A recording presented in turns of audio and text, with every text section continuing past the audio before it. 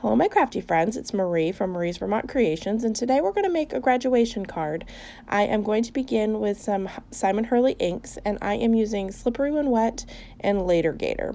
So I am going to do a light blending of these colors onto the two corners using the Slippery When Wet, and then I'm going to fill in the middle with the Later Gator. I'm not doing too heavy of a blending here because I want to put a stencil down and then go over with the same colors again to intensify, so it looks like we've used multiple colors, but we're only using two. So the stencil that I'm using is from Brutus Monroe. I don't know the name of it. It's just a random circle stencil. So I'm going to tape it down to the back, from the back, so that it doesn't get in my way of having a continuous pattern. I'm going to flip it over and I'm going to use the same colors in the same area. So see how much darker that Later Gator gets when you do, and I'm doing a little heavier hand this time than I did my first round. And then I'm going to do the Slippery When Wet in the two corners and get those blended in. And then I'm going to remove the stencil. And I have this number die, and I've had it for years. It doesn't have a name on it, and I'm pretty sure I got it at Michael's.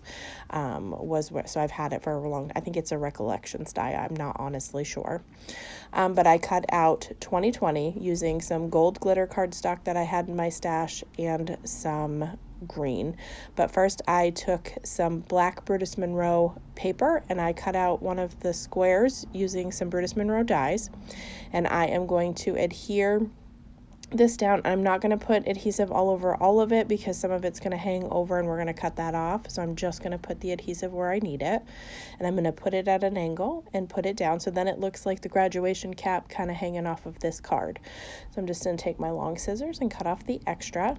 I'm going to adhere down the 2020 that I have die cut. And I had originally put it here and then changed my mind and ended up doing one on each side of the cap. So now I'm going to take this panel and I am going to stamp from the Brutus Monroe Super Sentimental stamp set, the Congratulations, and I'm going to stamp that in the lower right hand corner using some Gina K amalgam ink. I wanted to get that stamped on there before I put any dimension or added any extra elements and made the card too bulky to fit into my MISTI to get a good impression. So once I get that stamped down, I am going to take my Crop-A-Dile and I am going to use the smallest hole setting, and I am going to punch a hole in the middle of this cap. I'm going to use a brad, and then I am going to take some embroidery floss that I have made into a tassel and attach it to this brad. I did put a little glue over the back of it so that it would adhere down to the paper, so I wouldn't worry about it slipping off and falling off. But this card can be customized for any school colors. It just happens to be the local high school colors that I used here. But like I said, you can customize this to any school that you choose. So let's celebrate those graduates who unfortunately aren't getting to have their ceremony, but they still need a card. So hope you enjoyed today's project. And as always, I hope that you have a great day.